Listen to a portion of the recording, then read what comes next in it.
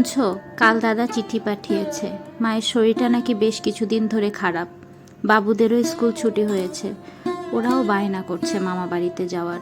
তুমি কি বলো, ঘুরে আসি একটু ও বাড়ি থেকে? হ্যাঁ, তা যাচ্ছ যাও। সামনে আবার বাবুর পরীক্ষা, বই নিয়ে যে।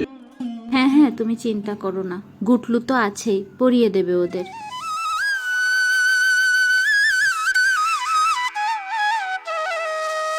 দিদা, তুমি কেমন আছো? তুমি নাকি খুব অসুস্থ। দিদা, তোমাকে আমার অনেক মনে পড়ে। আমারও অনেক মনে পড়ে তোমাকে। ওমা, কেমন আছো গো?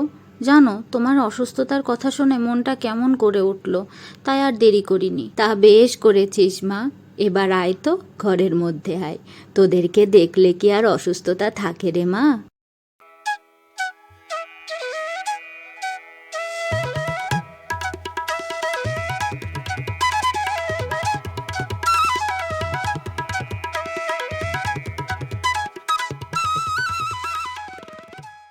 দিদা, আমি কিন্তু বকুল পিঠা খাবো, তোমার হাতের মজার মজার বকুল পিঠা।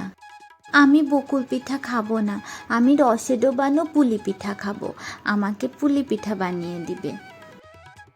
আচ্ছা আচ্ছা, যে যেটা খাবে আমাকে শুধু বলো, আমি বানিয়ে দেব। রে, আম খাবি? আম কোথায় পাবো গুতলু দাদা? কেন, গাছ থেকে? আম তো এখনো পাকেনি।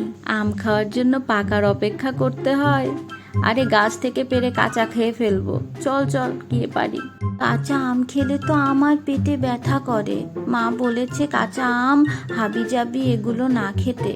এই ভাই, তুই থাম তো একটু। চলো দাদা, আমরা গিয়ে আম পারি।